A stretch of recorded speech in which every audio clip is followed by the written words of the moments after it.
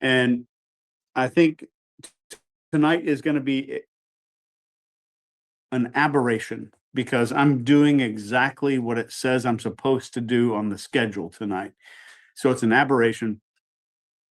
And I am in my office here, and I want to walk you through these steps in a different way than you might be expecting. So, what we're going to talk about tonight is how people get talked into joining a cult. And I guarantee you, this will be the most detailed video on how cult recruiting works. Even if you've watched a 6-hour video, this 15 minutes will be more detailed and more powerful than that because we're just going to go into all the things that other people either don't know, can't articulate, don't understand, or won't say. So let's go through this. But I want to start with something that will be a little unusual, maybe a little scary, at least for the people with some self-awareness. If you think that cult members are stupid or desperate or weak, you are easier to recruit into a cult than you think.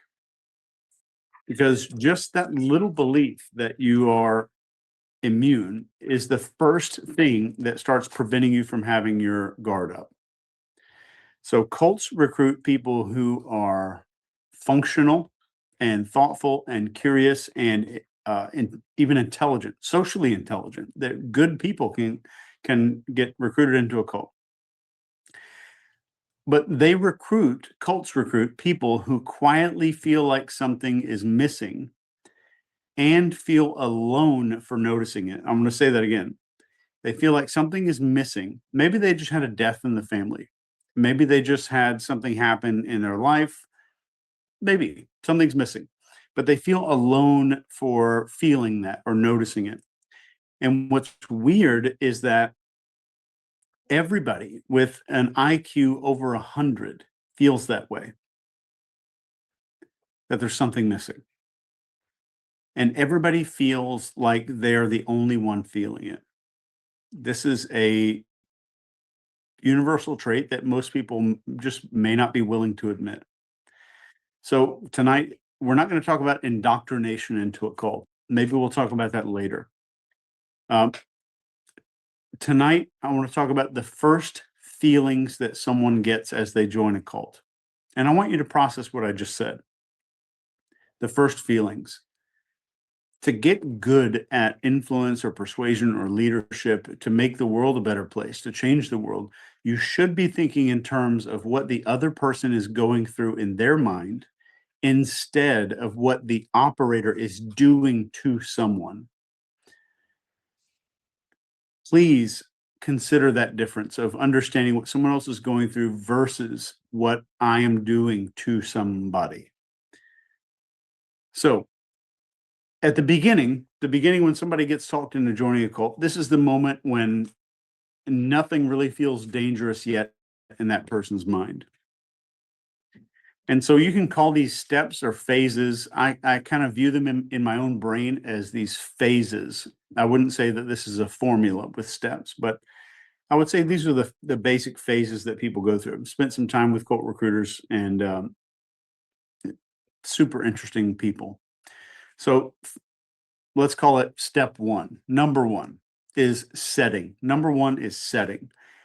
There's a ton of people out there that think that cults start by shifting your beliefs, and that's actually the opposite of what happens. It has nothing to do with your beliefs.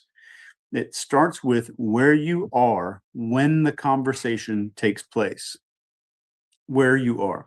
It could be a retreat, maybe a gym, a volunteer group, some kind of seminar you're going to, a mastermind. Maybe it's church, or maybe it's church adjacent, in some kind of church adjacent space. Maybe it's an online group or some kind of chat room that feels calmer than the rest of the internet for you. So these places aren't random, and I want to assure you they're not random. They already filter human behavior for openness. So the location filters human behavior for openness. So we feel more like we can let our armor down. We can be more vulnerable in certain places. So if you choose to be there, your nervous system is already decided the moment that you walk in. Your nervous system already decides this is safe, this is relevant, this is worth paying attention to. So most people think persuasion happens in words. About 95% does not happen in words. It is context. Persuasion is always going to be context. And context tells your body how hard it needs to defend you. And in these environments, it tells you that it doesn't need to defend itself very much. So number 2 is regulation. Regulate. This is the first interaction. And the first interaction with a cult recruiter is not persuasive. It is a regulating event where we're regulating something inside of it. Something's being regulated. So it's small things that happen. It's eye contact that lasts just a little bit longer than you might have expected. Maybe a voice that doesn't rush. It's somebody who doesn't seem to need anything from you at all. Your shoulders drop a little bit, your breathing slows down, your internal noise goes quiet a little bit. So if you've ever had a thought in your head of, I don't know why, but I just feel calm around this person, that wasn't you getting some kind of intuition. That was your body deciding the person doesn't feel like a threat. And I'm not saying that this means that you're being manipulated. I'm not saying it means that you're with a good communicator. Some of the later stuff might mean manipulation. But once your body decides that, your mind stops asking certain questions. And I want to say that again. The moment that your body decides that something feels safe, your mind will stop asking questions, certain types of questions. So, number 3 is psychological nudity. This is my description for it. Um, there's all this talk on the internet about love bombing and like how cults do this love bombing stuff. That's bullshit. Uh, at this stage, it's BS. They're not flattering you at this stage. They're not selling you on some idea. They're recognizing something that you have never really said out loud. They're going to say, I can tell you don't think like most people, or you seem like a person who's always noticed patterns that other people miss. You've probably felt out of place in more than one situation in your life. So the uncomfortable part about this is even when you know that sentence could apply to other people, even when you know that it's kind of a cold reading sentence, it still lands and it still has an effect on you because being fully seen and not judged, fully seen and not judged, is more addictive than being right. So your brain is not asking the question, is this accurate? What your brain is really asking is, do I want this to be true? That's the most important distinction that you could ever teach your children is the difference between your brain asking, is something accurate or does the brain want this to be true? And the moment somebody touches something that you already believed about yourself, your brain quietly marks that person or puts a little tag on that person as somebody that's very safe to listen to, which means that your defense systems don't come up automatically by default. So number 4 is weaponized identity. And you see this all over the internet too, even with these cult experts that they're going to present you a villain. We hate these people. These people are disgusting. All this that's not true. No cult in the world starts with the villain, but it does start with a type of person. So they get you to agree that there's another type of person and then there's you. They might say, most people don't get this. Most people are asleep at the wheel. They sleep through their life. Most people trade comfort for certainty. Most people live on the surface. I mean, those are all true statements. That's not me manipulating you. That's me saying things that I know you're going to agree with because there's shitty people out there. But I want you to notice what just happened. Nobody told you what to believe. What I told you with those statements is who you are not. And you don't want to be most people. Nobody wants to be most people. So the agreement forms without any argument, and the alignment happens without any decision. There's no decision. You're not pushing away from somebody. You're just feeling yourself. You're feeling this feeling inside yourself. Step to the side. This little protective part of you is just kind of stepping over. So if all I do is to get you and me to agree to have a common type of person that we are not that person, I automatically gain instant alignment without you ever realizing that it's happening. So number 5 is cognitive dissonance invitation. So this is kind of a whisper. They're not inviting you to some big meeting and saying that we're going to burn some incense and do some crazy, weird shit, cult shit. They're just implying something. So not everybody ends up here. They're going to say that. They're going to say this isn't for most people. Not everybody makes it to this phase. Some people just aren't built for this kind of thing. And suddenly the question isn't, do I want to do this? It's, what does it say about me if I walk away? What does it say about me if I walk away? Now my identity is being threatened. So we see all this sales training stuff on the internet about scarcity, sale in Sunday, 12 seats left, 12 tickets left, whatever.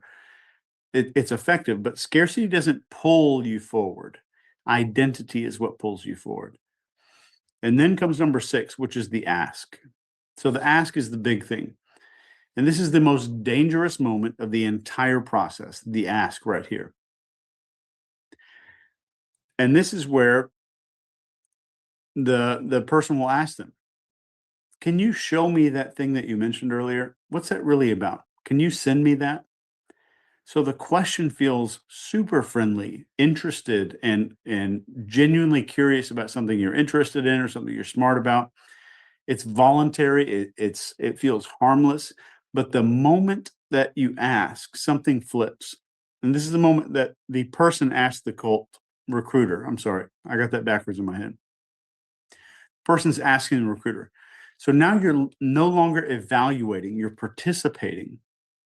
So your brain automatically, and I want you to pay attention to this, your brain now automatically labels the next step as self-directed, that it came from within you. So all humans, every human in the world, protects the paths that they believe they chose themselves. So from this point on, there's no more recruiting happening.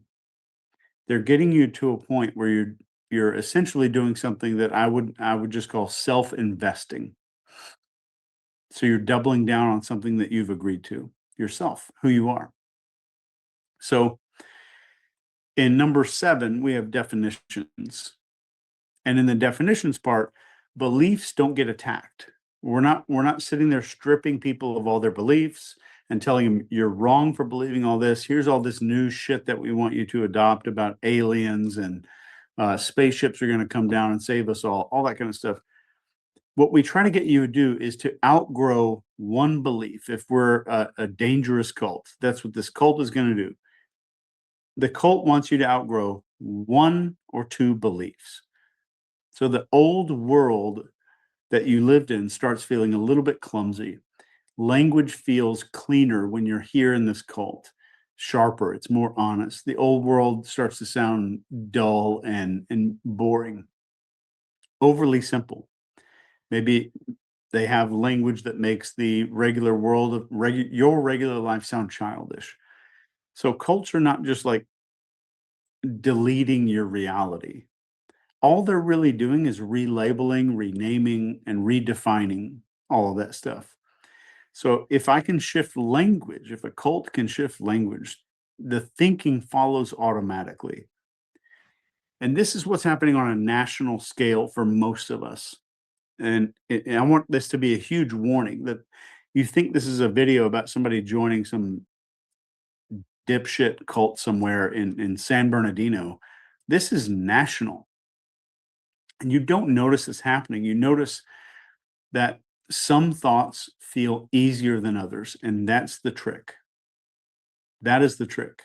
Some thoughts now in this new thing feel easier than other thoughts. They're easier to accept, easier to adopt, easier to compare to the world around you. Which brings us to number 8, which is isolation. So now the cult leader tells you you must cut your family off. I'm killing. I'm kidding. They're not going to say that at all. Nobody's going to tell you to cut people off.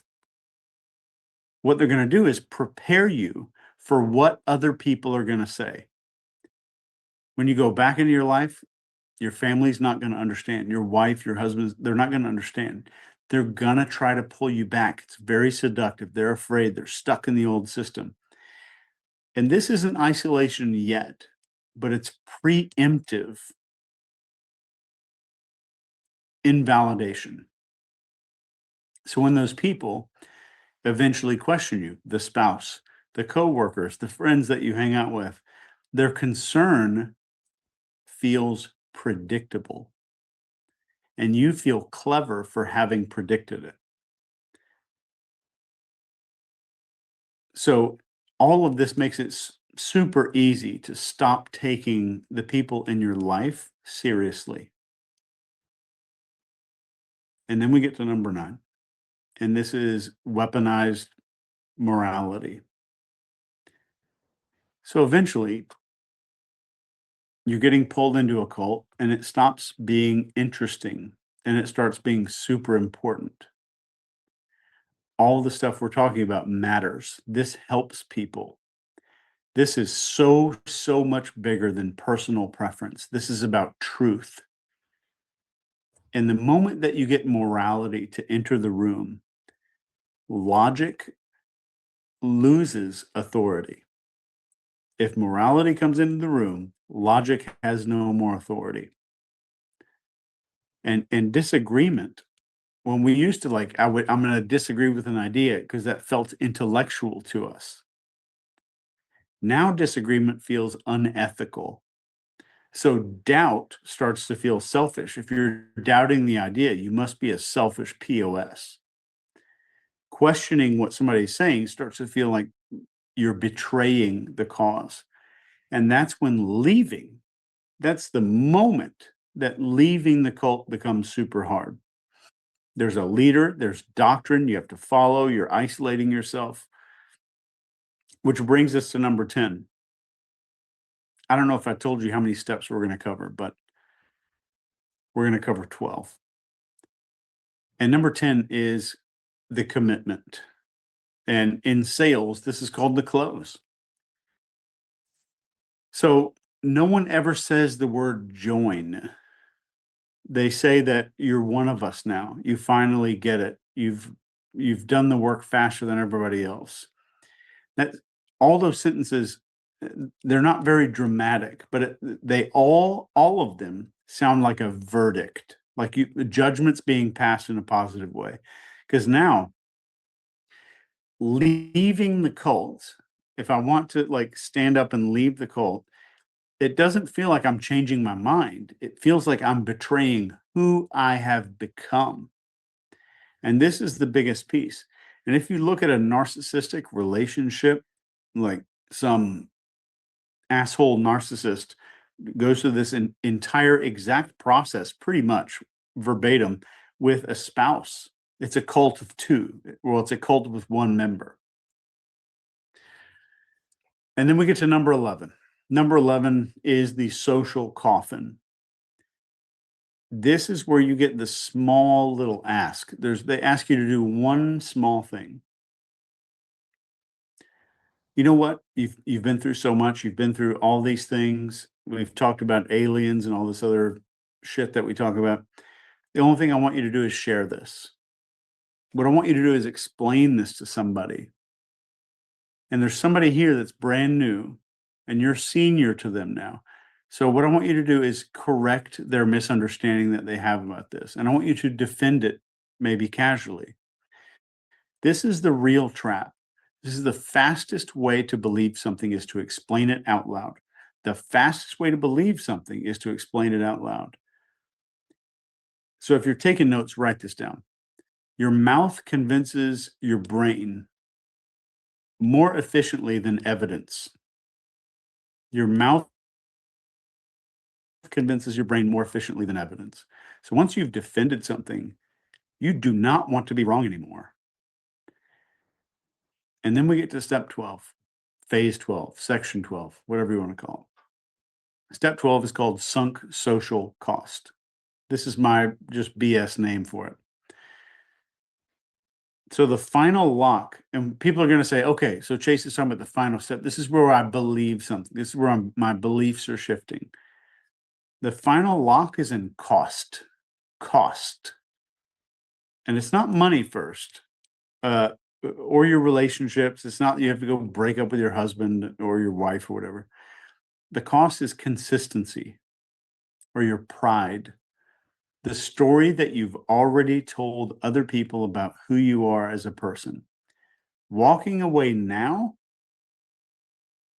is not just going to make you wrong and an asshole and a dick or whatever they want to call you. Walking away is going to mean that you have to admit that you carried something false long enough for it to cost you something totally real. So most people don't leave after that. And this is because they're cornered, they're painted into a corner by their past certainty. And let me wrap with this. There's a part here that nobody likes. If at any point tonight you thought, yeah, but I would see all this coming, that's the hook. And that should be a warning to you. There's not a cult out there that's going to be out there stealing your freedom from you. And I want you to listen very closely to this final sentence of the night. There's no cult in the world that wants to steal your freedom. They all want you to feel stupid for wanting it back. That's the cult. See you next week. Love you. Have a kick-ass weekend.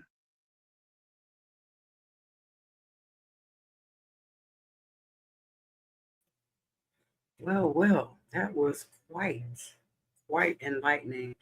Of course, the first thing that I think about is how they bamboo